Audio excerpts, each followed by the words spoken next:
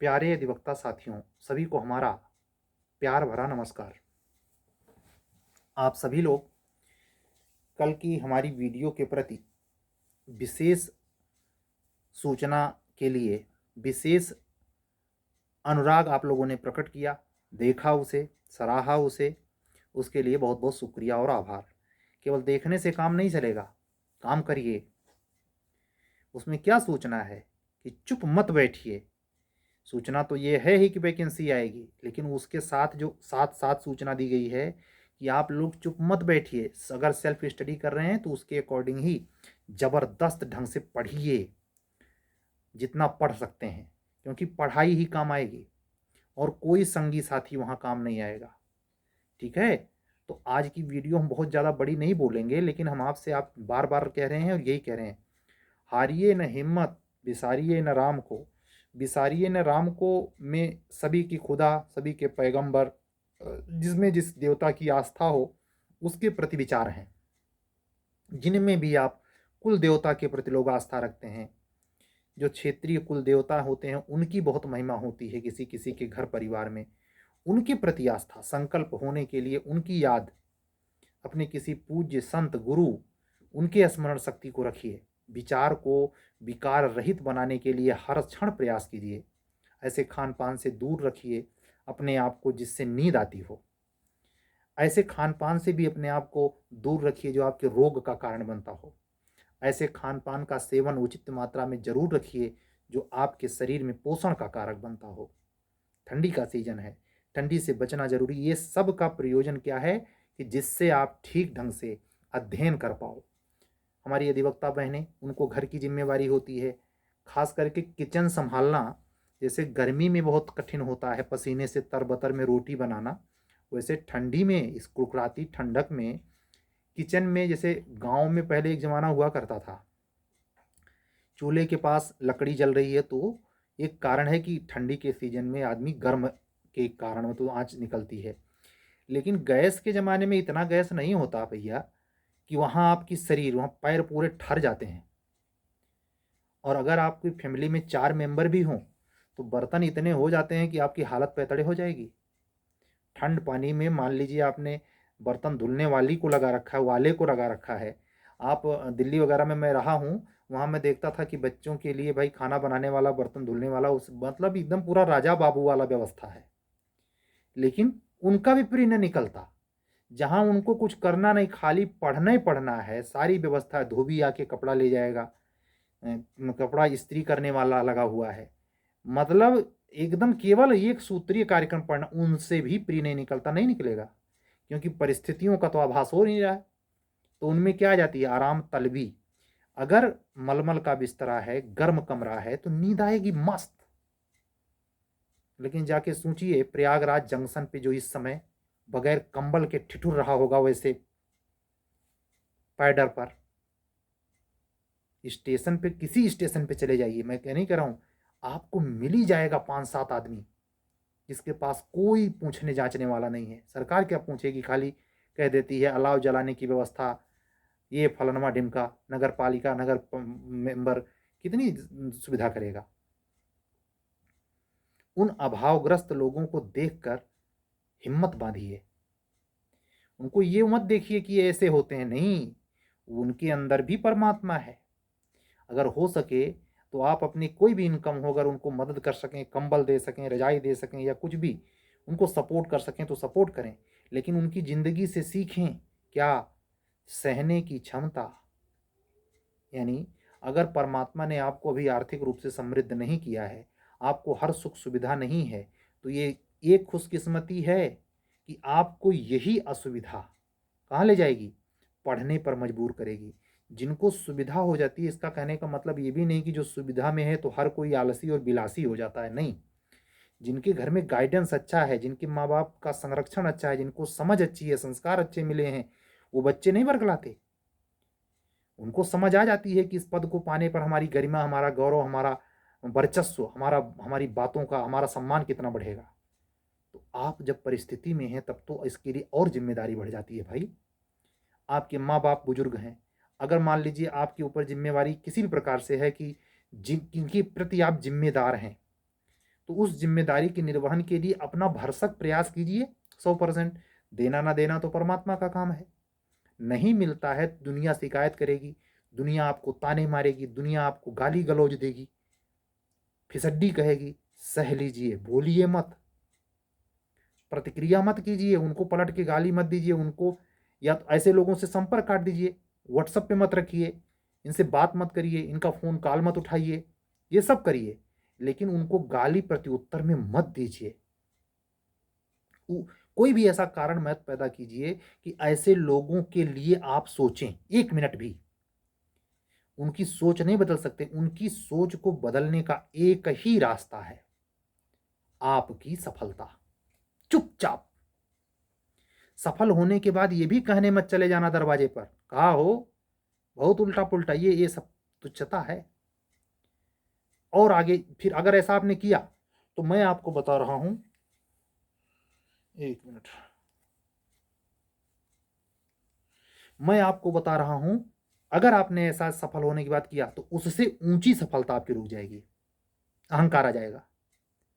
उनका काम ही है कि हाथी जाती है, बाकी भौंकते हैं।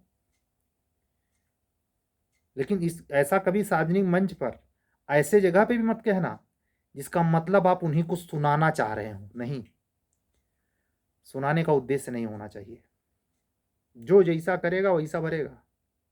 हिसाब रेंगने वाला, पाई पाई तिल तिल का हिसाब वो पैगंबर, वो खुदा, वो ईश्वर रखता है। जो कितनों होशियारी कर ले, दुनिया तो होशियारों की है ही, दुनिया कहाँ भोले भालों की है भाई। यहाँ चिकने चुपड़े सीधे लोगों की नहीं चलने वाली, यहाँ फराडिया, नंबर 1 के चाप्टर, डकैत, इन लोगों से टक्कर लेनी पड़ती है। और आप ये गलत सही करने वालों के न्याय मार के तैयारी करने वाले स्टूडेंट हैं, चाहे एचजेएस के हों, चाहे एपीओ के हों, चाहे जूनियर डिवीजन के हों, हैं कि नहीं बताइए। मैं अपनी अधिवक्ता बहनों से पूछता हूँ कि आप जो देनी पूरे दिन भर का जो वर्क करती हैं किचन में करें, अपने माँ बाप के लिए, अपने पूरे परिवार के लिए, खुद अपने लिए भी ख्याल रखें। आप अपनी केयर पे ध्यान दें। ऐसा ना हो कि सबको बनाते बनाते आप एकदम पूरा ढह जाएं। शरीर रहेगी, तुलसीदास जी ने खूब सही लिखा है, तुलसी धन धाम शरीर। अगर शरीर स्वस्थ रहेगी तभी तो कोई मुकाम पाया जा सकता है। यहाँ तक कि भौतिक संसाधनों का जो आनंद है, जो सुख भोग है, उसका आनंद या सुख का आभास हम तभी कर सकते हैं जब हमारा शरीर स्वस्थ हो। अगर शरीर नहीं स्वस्थ रहेगा तो किस बात की सफलता और किस बात की सफलता का आनंद। भाई मैं कोई ऐसी बीमारी ने घर कर लिया जो 24 घंटा हमें सालती रहती है, दर्द दिए रहती है, तो हमें कोई सफलता भाएगी? दुनिया कहीं चली जाए, परिवार में कितनों बड़ी खुशखबरी हो, लेकिन हमें वो काम नहीं आएगी। क्यों? क्योंकि हम अंदर हमेशा अंडर करंट वो रोग हमें पीड़ा दे रहा है। तो शरीर को कहते हैं निरोगी काया, उस पर काम कीजिए। उन चीज़ों के लिए जो भी सुविधाजनक चीज़ें हो उस पर ध्यान दीजिए। ठंडी के सीजन में कौन सी चीज़ खानी चाहिए, कौन सी चीज़ नहीं खानी चाहिए, इसको डेली बेसिस पे रखिए। दिनचर्या में घूमते टहलते आते जाते कम बोलिए, कम बात करिए, ऊर्जा बचाइए। फालतू चीज़ को देखने में, फालतू चीज़ को सुनने में, फालतू चीज़ कहने में अपने आप को कंट्रोल में रखिए। उस चीज़ को यूटिलाइज कर लीजिए याद करने में, हमारी टेस्ट सीरीज, हमारे क्रैश कोर्स को अगर आप देख रहे हैं उसको दोहराने में। नई क्लास नहीं पढ़ने का मन कर रहा, पीछे वाली क्लास दोहरा के सुन रहे हैं, क्या दिक्कत है? ये सा जब आप नियोजन करेंगे तो परमात्मा कायल हो जाता है। सफलता से, कर्तव्य परायणता भरे मेहनत से ये परमदिगार, ये परम पिता परमेश्वर करुणा का सागर है, आपका साथ देगा। मैं ये नहीं कह रहा हूँ कि एकदम हूबहू जैसा आप सोच रहे हैं वैसा ही दे, लेकिन देगा जरूर, ये अपना अनुभव बता रहा हूँ। लेकिन आपके कर्तव्य पथ में ईमानदारी होनी चाहिए, आपकी सोच बिल्कुल नैतिक होनी चाहिए, किसी को सता कर नहीं, किसी का हक छीन कर नहीं, किसी को परेशान करना तो बिल्कुल नहीं मन वचन कर्म से, चाहे परिवार का सदस्य हो चाहे बाहर का। किसी को गाली नहीं देना है, किसी को ऊपर वक्रोक्ति नहीं मारनी, व्यंग नहीं मारना। जैसी दुनिया आप सुनते हैं, झेलते हैं, सुने, ये सुनना ही पड़ता है। आप ही को नहीं, मोदी जी को देख रहे हैं, वो तो कहते हैं कि कुंतलों गाली मुझे रोज मिलती है। सही है। अब अभी नाम लेके कह दूं तो बुरा लग जाएगा, ये जो पत्रकार चैनल है, एक 4 PM चैनल चलाता है, कोई शर्मा करके है, ऐसे रवीश कुमार को तो आप जान ही रहे हैं। ऐसे पत्रकारों का फॉलोअर पे गौर कीजिए। उनके पत्रकारों के फॉलोअर का मतलब ही होता है मोदी के विरोधियों का समूह। और एक नया नया प्रोफेसर है दिल्ली में, हमारे छोटे भाई साहब का मित्र है वो तो मतलब सनक के स्तर तक बौखला गया है। कुछ कार्य उसके बहुत बड़े हैं, कुछ कार्य में वो अपने आगे किसी को नहीं सुनता, और इन्हीं चैनलों पर वो अपनी बातें कह करके बड़ा शेर बनता है। समय उसको बता देगा। मैं आपको बताऊं, जब 17 में योगी जी एक बार पहली बार चुनाव जीत के आए, दोबारा जब 5 साल बाद 22 में आए, तब भी ये 4 PM वाला इतना उल्टा सीधा दावे कर रहा था। तो आप इस चीज को समझें और अपने लोगों में समझाएं कि अपना चैनल का टीआरपी बढ़ाने के लिए, सब्सक्राइबर बढ़ाने के लिए, उससे इनकम बढ़ाने के लिए कुछ लोगों ने इस चीज को नोट किया है। क्या मोदी के विरोध में जो पब्लिक है उसके सहारे पैसा कमाया जा सकता है। तो आप एक चीज ध्यान देना, वो क्या बात कह रहा है वो जाए भाड़ में। वो टारगेट में लिए हुए है किससे आप खुश होंगे, यानी मोदी जी को कितना गाली दिया जाए तो कितने अनुपात में सब्सक्राइबर और बढ़ जाएंगे। उसका टारगेट ये है कि पर डे इतना दिया जाए कि महीने में जो यूट्यूब देता है उतना आ जाए, उसमें से आप हिस्सा लेने जाएंगे। सब्सक्राइब तो किए हैं, बड़ा मजा आता है कि खूब कह रहा, बहुत सही कह रहा है। तुम्हारे मूर्ख, समय जाया करने, ऐसे बेवकूफ़ों को सुनने जिनका हर बार बात झूठी हो जा रही है। ये कभी चले जाते हैं उस पर इलेक्ट्रॉनिक वोटिंग मशीन पर, मतलब बेसिर पैर की बात। 5 लोगों को, गधों को बुला लेंगे, उनके साथ ही मीटिंग करते हैं। मैं आपको बताऊं, 2-3 दिन ऐसे ही यूट्यूब वीडियो पर मैंने कुछ पॉलिटिकली बात की थी, उसी समूह के लोगों को बड़ा बुरा लगा था, लगेगा, क्योंकि ये जो अंदर से जमाव है वो 5,000 साल वाला तो नहीं है, लेकिन 3 नेताओं की उत्पत्ति से जरूर है। ये काशीराम दुनिया में नहीं रहे, मायावती जी वर्तमान है, मुल्ला धरती पुत्र नहीं रहे धरती पर।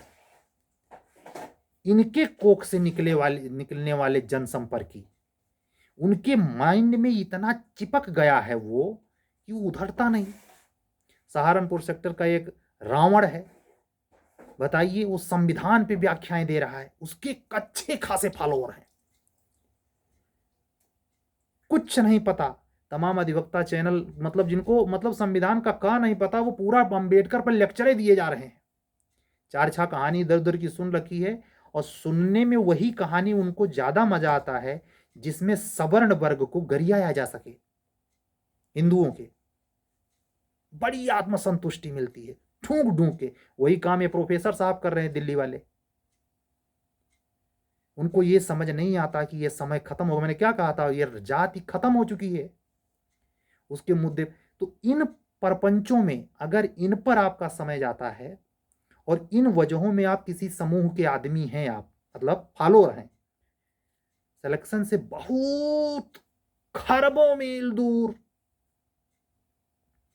ये जो आपको मजा आ रहा है ना कि बहुत बढ़िया रवीश कुमार, बहुत बढ़िया मोदी जी, बहुत बढ़िया चंद्रशेखर, बहुत बढ़िया, आपका ये रुचि आपकी सफलता का सबसे बड़ा बाधक है। ये काम कभी नहीं आएंगे तुम्हारे 13वीं में। अगर आ भी गए तो 77 कैमरा लेकर आएंगे, पूरा भुना लेंगे। एक गरीब के यहां हम रोटी तोड़ रहे हैं, हम इतने मसीहा हैं कि हमको वोट दीजिए। इन मूर्ख पॉलिटिशियनों के मूर्खतापूर्ण आचरण को समझ पाने की शक्ति किस दिन आएगी। आप वकालत के पेशे में हैं, आप टीजीटी पीजीटी की तैयारी नहीं कर रहे हैं, आप शिक्षक नहीं बनने के लिए तैयारी कर रहे हैं भाई, कि आपको ये पता नहीं हो। मैं क्यों कह रहा हूं कि गलत ढंग का अधिकारी हो बिल्कुल सम्मान मत करिए। हम जिला कलेक्टर का सम्मान नहीं करते अगर वो उस पात्र नहीं है। पात्र का सम्मान होगा, अधिकारी बनने से क्या होता है। ये किस गट्स पे कहता हूं, कानूनी समझ नंबर 1 पर, दूसरी नैतिक समझ। क्योंकि मॉरल वैल्यू अगर हाई नहीं होगी तो जुडिशरी में कम से कम एडीजे या जूनियर डिवीजन में न्यायिक सेवा आपको नहीं मिलेगी। हो सकता है एपीओ मिल जाए। ये क्वालिटी डेवलप कीजिए और किसी भी समूह का हिस्सा मत बनिए। कम से कम इन मूढ़ों का तो कतई मत बनिए। अरे 4 PM वाला कभी मिल जाए तो इसकी तो मैं कह रहा हूं कि मतलब इतना मतलब आश्चर्य होता है इस देश के अंदर, इन पागलों की इतने मतलब सपोर्टर हैं, तनिक भी उसे पछतावा नहीं होता कितना झूठ वो साल भर बोला है।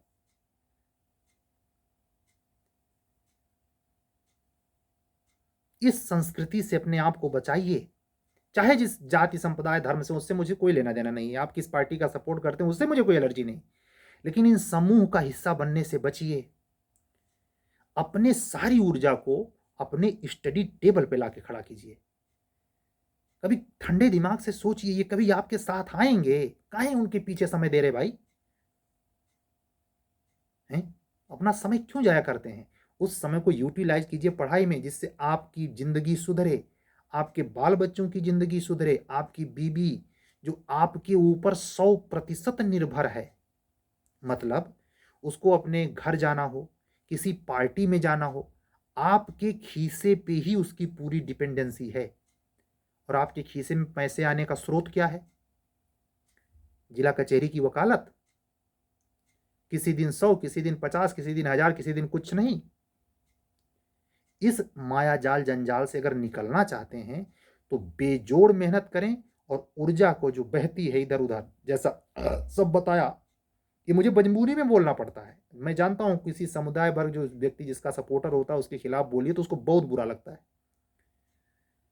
मेरा उद्देश्य वो नहीं बुरा लगाना, मेरा उद्देश्य यह है कि उधर से आप ध्यान हटा के पढ़ाई पे लगाइए, पढ़ाई ही आपको बदलेगी। इस चैनल से किसी दिन आपको राजनेता बनने, डकैती डालकर बैंक लूटने, इन तब तरीकों की बात पर अगर मैं 1 सेकंड भी चर्चा करूं तो 100 जूता मारिए मुझे। ये न्याय का चैनल है, और पीछे कौन है? जगत का न्यायकर्ता, साक्षात नारायण विष्णु। तुरंत सुदर्शन धर, यदा यदा ही धर्मस्य। समझ रहे हैं? काम कीजिए अपने आप पर।